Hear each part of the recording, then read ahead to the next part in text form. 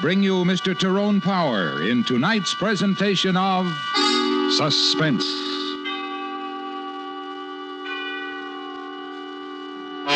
Tonight presents the story of a man who found that everything was against him. His wife distrusted him. His best friend had to give him an alibi, all because of a girl, a dead girl. Our story is called The Guilty Always Run. Our star, Mr. Tyrone Power.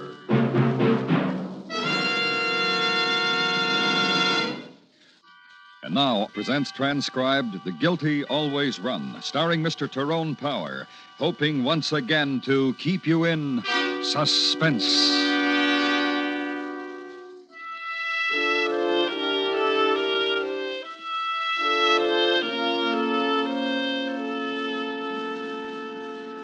To leave me alone all evening like that.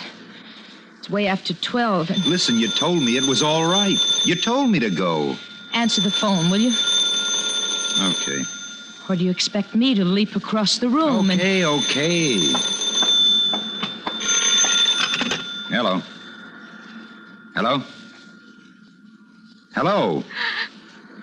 Hello? Anybody there? Well?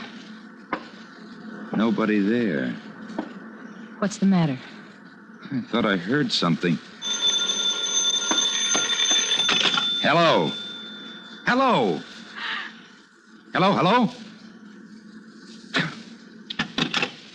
Somebody playing a joke, Jeff? I guess so. Karen? Don't start anything, Janie, huh? Was it Karen? Janie, baby. Janie. What?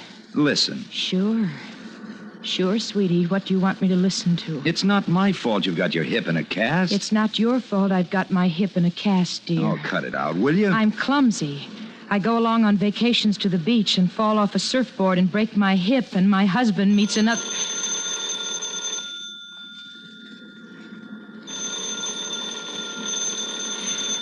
Are you going to answer the phone?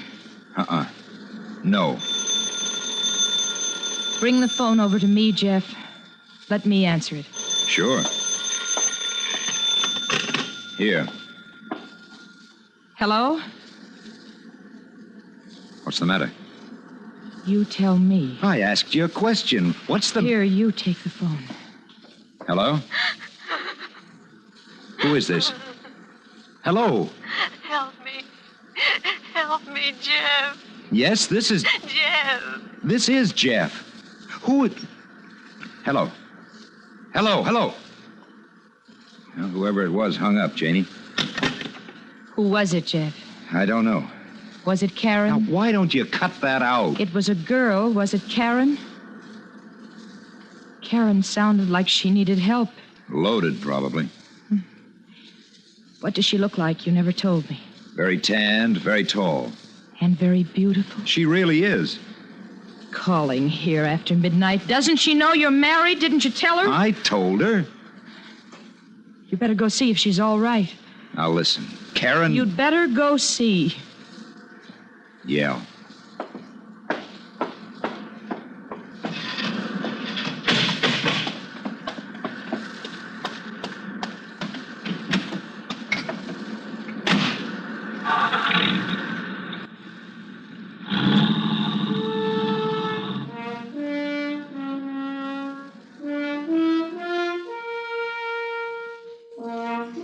The drive was 8 miles from Zuma Beach. Nearly 2 in the morning and a full moon and a few clouds and phosphorescence riding the lip of the surf. No one was home at Karen Lawrence's house. Her white convertible wasn't there either. I went home. Janie was sleeping, so I waited till morning to tell her. Then I went out on the beach and started to work on the surfboards with Lou, a friend of mine who'd taken the place next door. You know how I'd raise this dent? How? Put a beer bottle cap on it, then set a hot iron on the cap. The dent'll pop right up. Yeah, I might try it when... Hi, Oh, hello there. Hello. I'm Phyllis George. Which one of you is Jeff? Not Lou, huh? Jeff. It's always Jeff. Me? What did you do with Karen? What are you talking about? I drove out to see her when we're going shopping today. She's not home. The inside of her house is a wreck. Why ask me? She told me yesterday she was going to load up her surfboard and try to trap you into some moonlight surfing. How did she make out? She made out good. Yeah, we went surfing. Where's Karen, Sonny? All right, baby. I'm going to the cops.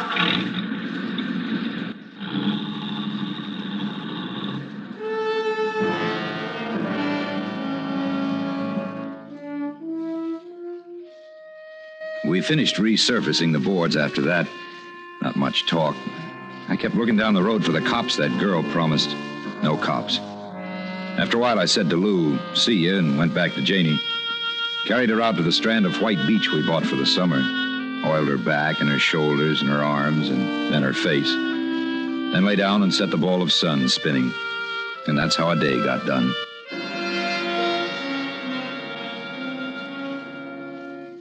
Around 10 that night, the moon was low but gaining altitude fast. Jeff, Yeah, honey? it's a beautiful night out there. Very beautiful. Uh-huh. No sense you sitting around listening to the radio. Why don't you take the board, go surfing in the moonlight? No, Janie, Listen to me, sweetie.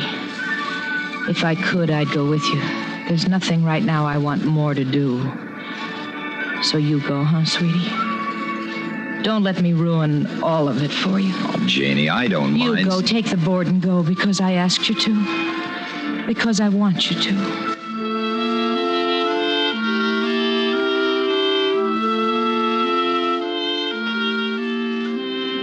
I went. And the waves were coming in gentle and fast and moon-crested from about 150 yards offshore. I paddled the board out, easy and slow, to where the moon was shaping them. It's where I saw her, Karen. Her hair floating and woven in a web of kelp, and her face moon-white, and her lips and splotches of color on her throat where the bruises were. Karen in the wet shroud of a silk dress. Dead Karen, in the sodden jacket I'd lent her the night before.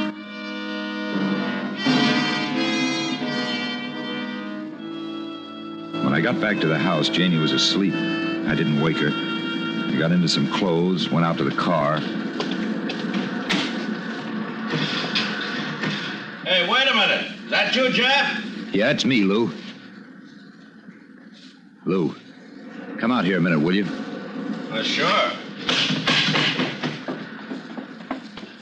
I couldn't sleep. I was reading. I heard the car, and I thought maybe Something I want to tell you about last night, Lou. Something you don't know.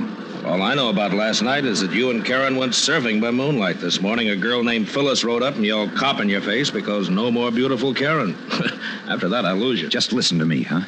Well, I'm listening, Jeff. Well, like you said, I went surfing with her. After that, she needled me into taking her to that joint down the highway for a beer. Well, it's been done. A beautiful girl sometimes merits a beer. Ah, Janie doesn't know about it, huh? That's what you're trying to say? And something else. All right, something else. It was while we were in the joint.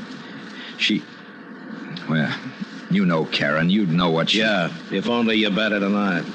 Is that what you did, Jeff? I had to walk out on her. She followed me out. I told her off.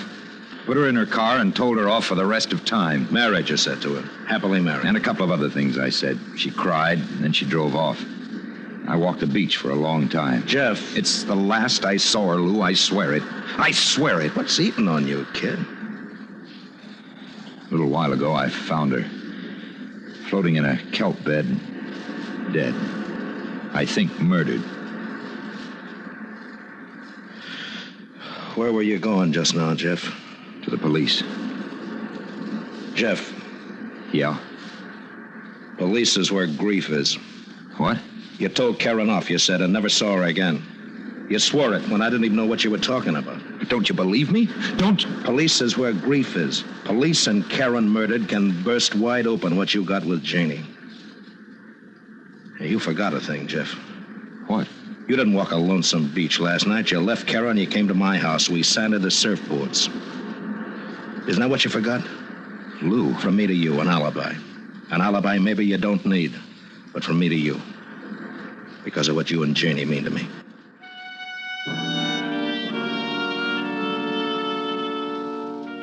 Because of what he said. Because it was a big grief. Because it might kill what it was Janie and I had together. The summer and beach and sky and sea and a love I had for her. I waited till Lou had gone back into his house. Then I swam out to where Karen was. I took off for the jacket I'd lent her the night before. I swam back to shore and found a littered strand of beach and burned the jacket and buried the scorched rags. And I went home and slept. And it was Janie who woke me. Jeff, there's a fellow outside. Huh? What? A fellow outside wants to talk to you. Who? A Mr. Anders, a policeman. Look, Janie, no matter what, that phone call last night. From Karen? That phone call? No matter what, don't say anything about it. Nothing. A fellow's waiting at the door for you, Jeff. No matter what, do you hear? No matter...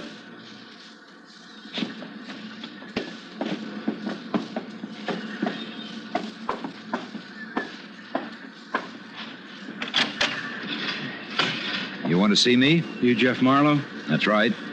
Swimmer found a girl out in the kelp this morning. Girl we all know around here. Karen Lawrence. Well, what's that got to do with me? She was murdered, Mr. Marlowe, strangled. Somebody killed her and put her out on the tide. Let's go inside and talk about it.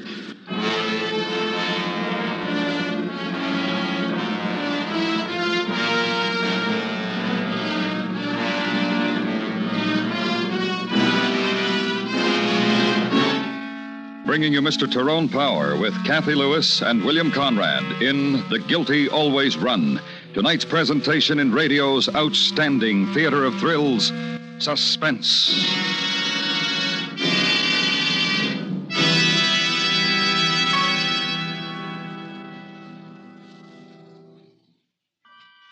And now, brings back to our Hollywood soundstage Mr. Tyrone Power in Elliot Lewis's production of The Guilty Always Run, a tale well calculated to keep you in suspense.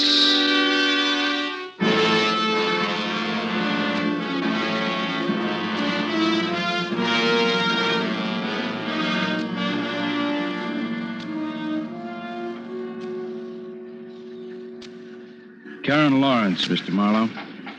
How come she's dead? I don't know. Jeff? Oh, it's nothing, Janie. This gentleman just wants to know if I know Karen Lawrence. Why does the gentleman want to know that, Jeff? Well... Why do you want to know that? She's dead. That's not the question I asked you. She was murdered. That's still not the question. Asking around about her, your husband's name gets mentioned more than anybody else's. I see. And she was murdered, all right, in case you've got any doubt about it. Strangled. Bruise marks here and here. 2 thumbs, you know. Wearing all her clothes. Good swimmer, I understand, so we've got a tab at murder. And I've got to ask, Mr. Marlowe, if you killed her. No, sir, I did not. But you know her. Oh, yes, sir. Now, look, you don't have to yes, sir, or no, sir, me. Okay. You were with her last night. We got that from Phyllis George, a friend of hers. Well, look, this is what happened. One day, Karen comes up from Malibu with a board and pretty helpless about getting it from her car to the surf. Yeah, when was this? 10 days ago. 11. 11. The afternoon of the morning I broke my hip. Well, I can pick it all up till yesterday, Marlowe. Talk has it she liked you. Did talk have it I tried to ignore her? Yes, it did. Did talk have it that right off I told her I was married? Yes, it did. I also checked next door, your friend Lou Foster. He says he was with you around the time the girl was probably killed. Then what are you coming around here for? And what about the bar? Bar on the Coast Highway near Topanga Canyon, Marlowe. Barkeep said that you were... Okay. Like a fool, I took her down there for a beer night before last. Night before last is when she was killed. To talk it out, to tell her to stay away. Look, maybe to you it sounds... Now, don't get yourself excited, Marlowe. That's just what I'd do. Dame was chasing me, didn't want her to. Take her some quiet place and talk to her. Adult, over a beer. Well, I hope your hip gets better, Mrs. Marlowe. Thanks. And thank you for your courtesy, both of you. Sure.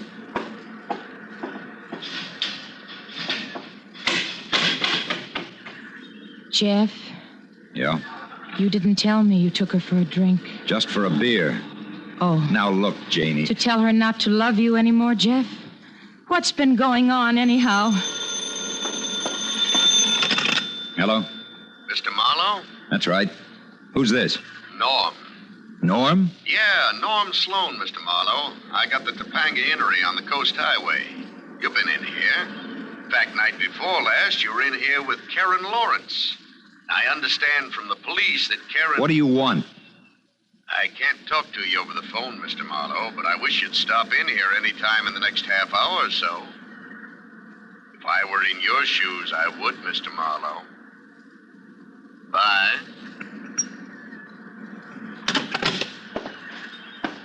Who was it? Nobody. Who was it, Jeff? Nobody. I'm going out.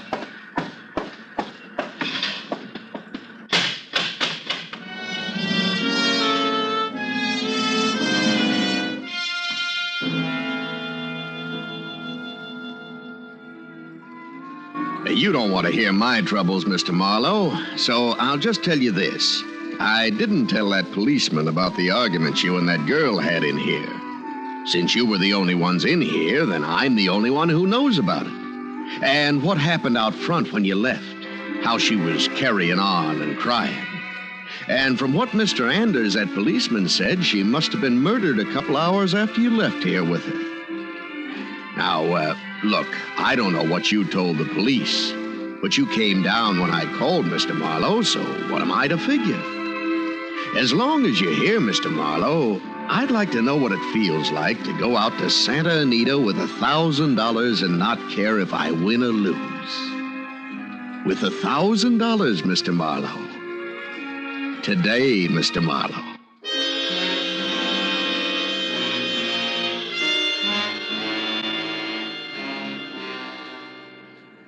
$1,000? For what, Jeff? For what I need. To buy off a murder charge. Are you crazy, kid? You got it, Lou. You gonna give it to me? You're crazy? How deep into it can you get? 1,000 now? 1,000 a week, maybe, for the rest of your life? And You're then not gonna do it, huh?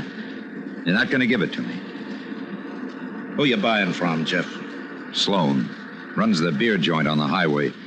He saw me and Karen outside his... 1,000, huh? He must have seen a lot. You'll get it back, Lou. Every nickel. All right, Jeff. Drive me to my bank. And Jeff... Thanks. Thanks. That's not what I meant. This is what I meant. This'll do it, Jeff. It's as far as I can go. So luck and a long life, kid. We just stared at each other for a while. Then I had to lift his hand from his side to shake it. No more talk. I drove him to his bank. Lou got the money, gave it to me. I drove him to his house and then went to Sloan's joint. Bought a bottle of beer. Drank half of it.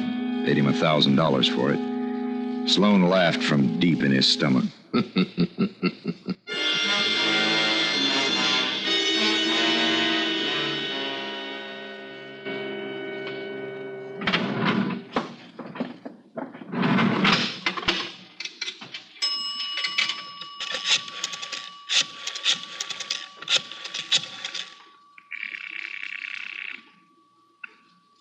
Hello? Hi, honey. Who is this? I'm sorry. There's no one here. Honey, baby, it's Jeff. No, there's no one here by that... Jeff, listen. The police are here. They... What are you... That you, Marlowe? This is Anders, Marlowe, Sheriff's Office. Now listen, Sloan, that beer joint fella, he called the office a little while ago, said you offered him $100 to keep his mouth shut. 100? Now you come in, Marlowe, because when you did that, you practically signed a confession. Marlowe, you understand what's happening to you, don't you? You understand what's going to happen if you...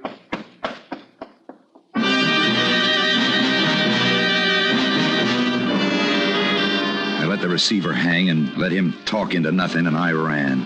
Off the coast highway, down the beach. A couple of miles. Farther to Santa Monica Pier. Farther to Ocean Park. Me.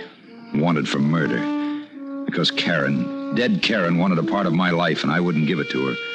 Because her girlfriend stuck her face into mine and yelled, "Cop!" Girlfriend, Phyllis George.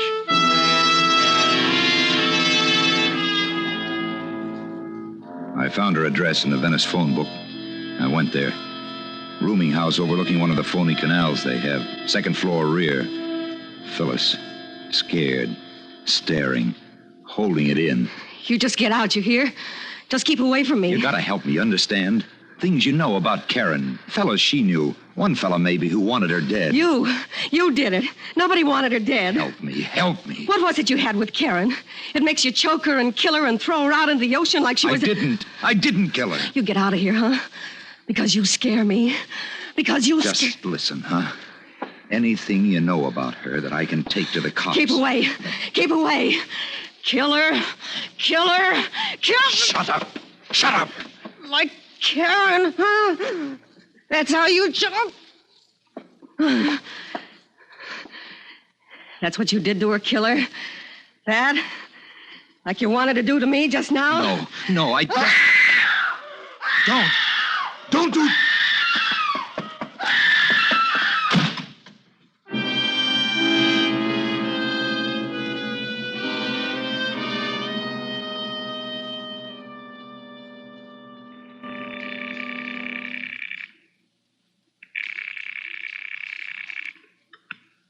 Hello. Lou, this is Jeff. Where are you, kid? Listen, how's Janie? I didn't call her because the line's probably tapped or something. How's Janie, Lou? She's okay. Where are you? I want you to meet me, Lou. Tell me how things are going. I gotta talk to somebody. Sure. Where are you? Phone booth outside a drive-in laundry in Venice. Rose and 3rd Avenue. I'll pick you up there, kid. Right away, Lou. Right away.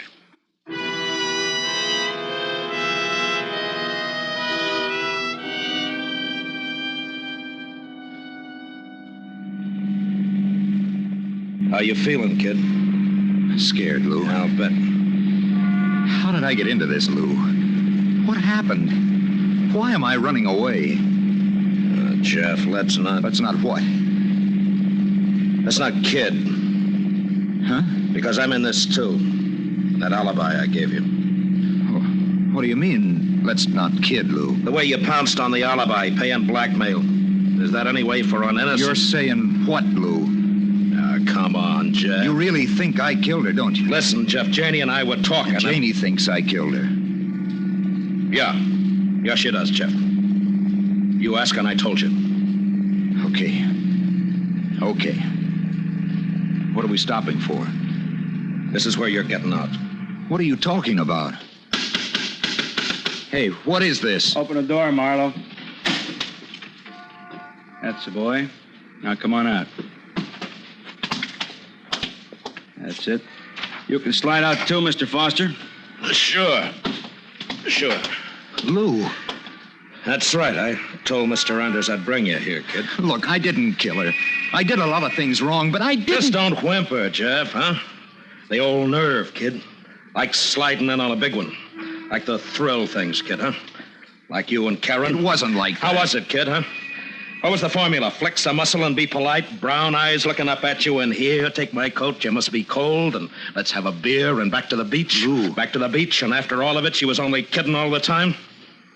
What did you strangle her for? The coat, Lou. How did you know about it? What? The coat. My coat I put on her. Sure, the one she was drowned in. There was no coat. I went back there after she'd been murdered, took the coat from her and burned it. The same crazy reason I did everything wrong. How'd you know about the coat, Lou? Now, look. Nobody knew about that coat but me. And whoever killed her. Then why did you come running to me for an alibi? I didn't, Lou. You suggested I ought to have one. You would be my alibi. That way you'd have one, too. What about it, Foster? What can he say? Those phone calls. Call and hang up till Janie got on the line. Then let Janie listen to her in pain and calling out my name. Start suspicion right at home base. You really built it, didn't you? We better go. Hey, don't do that, Foster! Stop! Hey, don't!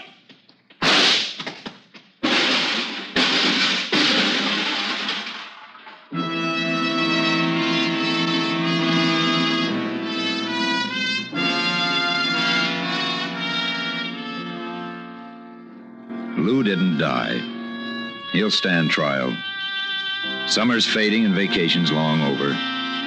But sometimes on weekends, Janie drives me out to Point Dume. And we sit there, and we watch the sunset ride in on the long, slow curve of surf. and we don't talk.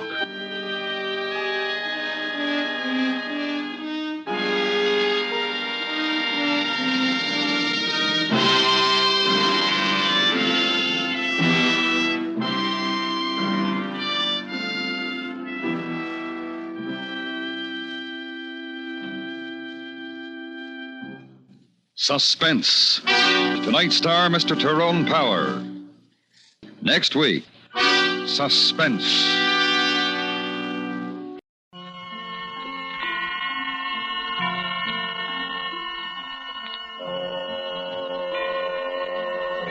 Suspense is transcribed and directed by Elliot Lewis, with music composed by Lucian Morowick and conducted by Lud Gluskin. The Guilty Always Run was written for Suspense by Morton Fine and David Friedkin. In tonight's story, Kathy Lewis was heard as Janie and William Conrad as Lou. Featured in the cast were Charlotte Lawrence, Frank Nelson, and Jack Crucian.